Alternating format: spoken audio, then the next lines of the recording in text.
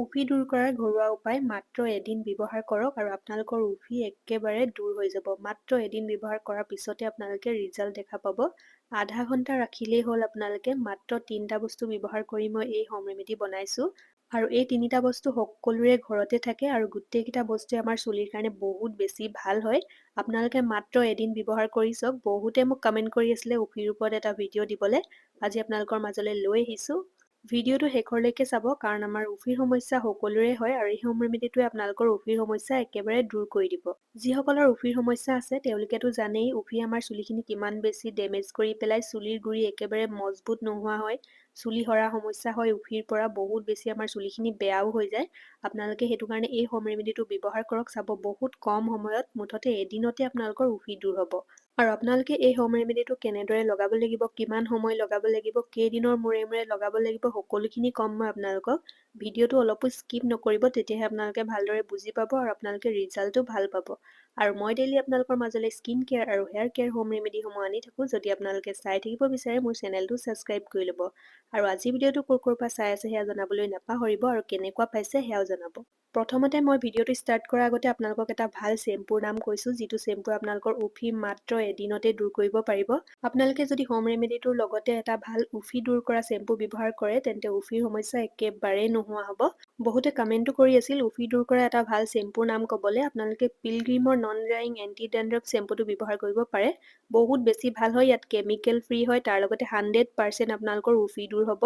মই প্ৰথম দিনাখন ব্যৱহাৰ কৰিয়ে বহুত ধুনীয়া ৰিজাল্ট পাইছোঁ। বহুত বেছি ভাল হয় চেম্পুটো।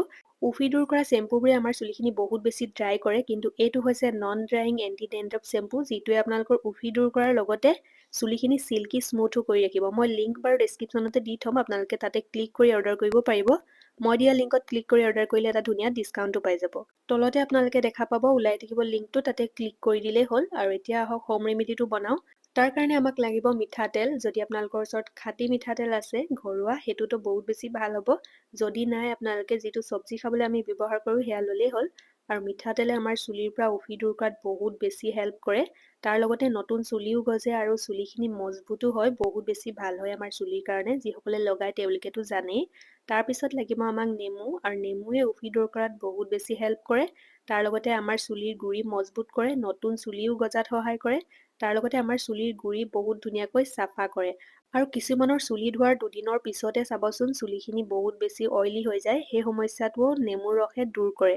মই ইয়াত নিজৰ চুলিখিনিৰ জোখমতে মিঠাতেল দি লৈছোঁ। তাতে দিছোঁ 2 চামুচমান নেমুৰ ৰস। আৰু আপোনালোকে এই হোম ৰেমেডিটো বনাই থৈ দিব নোৱাৰিব। লগালগ বনাই লগালগ ব্যৱহাৰ কৰিব লাগিব। ইয়াত দেখিছে নহয় নেমুৰ ৰসখিনি দি ল'লোঁ আৰু এতিয়া এইখিনি ভালদৰে মই মিক্স কৰি ল'ম। প্ৰথমতে আপোনালোকেও ভালদৰে মিক্স কৰি ল'ব। তাৰপিছত আৰু এটা বস্তু দিবলৈ আছে ইয়াত, সেয়া আপোনালোকে ভিডিঅ'টো চাই থাকিলে গম পাবই। এয়া দেখা পাইছে ধুনীয়াকৈ মিক্স কৰি লৈছোঁ। আৰু মই যিটো চেম্পু আপোনালোকক আজি দেখুৱালোঁ, ইমানেই বেছি ভাল পাব আপোনালোকে ব্যৱহাৰ কৰি। মাত্ৰ এদিনতে আপোনালোকে উফি দূৰ হোৱা দেখা পাব। তাৰপিছত লাগিব আমাক গৰম পানী। দেখিছে নহয় গৰম পানীখিনি পূৰা উতলাই লৈছিলোঁ মই। আৰু ইয়াৰ কেইচামুচমান এতিয়া ইয়াত দি ল'ম। মই ব্যৱহাৰ কৰা চামুচটো কিন্তু বহুত বেছি সৰু হয়। আপোনালোকে বৰ বেছিও পানী দি নিদিব। দেখা পাইছে নহয় মই কেইচামুচমানহে দিছোঁ। প্ৰথমতে মানে কমকৈ দিয়ে ব্যৱহাৰ কৰিব। ইয়াত দেখিছে নহয় এতিয়া এইখিনি ভালদৰে মিক্স কৰিব লাগিব। এইখিনি অলপ সময় মিক্স কৰাৰ পিছত একেবাৰে ক্ৰীমৰ দৰে হৈ যায়, তেতিয়ালৈকে মানে মিক্স কৰি থাকিব লাগিব। আৰু আপোনালোকে লগালগ বনাই লগালগ ব্যৱহাৰ কৰিব। ইয়াত দেখিছে নহয় পানী অকণমান কম হ'ল, মই আকৌ অলপ দি ল'লোঁ। তাৰপিছত এইখিনি আকৌ ভালদৰে মিক্স কৰিব লাগিব। একেবাৰে ধুনীয়াকৈ ক্ৰীমৰ দৰে হৈ যোৱালৈকে দেখা পাইছেই ধুনীয়াকৈ মই মিক্স কৰি আছোঁ। আৰু এইখিনি যাতে ঠাণ্ডা হৈ নাযায় সেইটো মন কৰিব, যাতে অলপ হ'লেও গৰম গৰম হৈ থাকে, কুহুমীয়া গৰম হৈ থাকে। সেইখিনিতে আপোনালোকে লগাব লাগিব। দেখিছে নহয় ক্ৰীমখিনি ৰেডি হৈ গ'ল। আৰু এতিয়া কেনেদৰে ব্যৱহাৰ কৰিব লাগিব সেয়া ক'ম আপোনালোকক। আৰু এই পেকটো আপোনালোকে যিদিনাখন চুলি ধুব সেইদিনাখন ব্যৱহাৰ কৰিব। চুলি ধোৱাৰ এঘণ্টা, আধা ঘণ্টা নাইবা 2 ঘণ্টা আপোনাৰ হাতত যিমানটো সময় থাকে সিমানটো সময়ৰ আগত আপোনালোকে লগাই ল'ব গোটেই চুলিৰ গুৰিত ভালদৰে। তাৰপিছত আপোনালোকে চেম্পু কৰি ভালদৰে ধুই ল'ব। ইয়াত দেখিছে নহয় ভালদৰে গোটেই চুলিৰ গুৰিত লগাইছোঁ, কাৰণ চুলিৰ গুৰিতহে আমাৰ উফিৰ সমস্যা হয়। সেইটো কাৰণে ভালদৰে লগাই অলপ সময় ধুনীয়াকৈ মাছাজ কৰিব। আৰু এই পেকটোৱে অকল যে আপোনালোকৰ চুলিৰ পৰা উফিহে দূৰ কৰিব সেয়াও নহয়, তাৰ লগতে আপোনালোকৰ চুলিখিনি চিল্কি স্মুথো কৰে।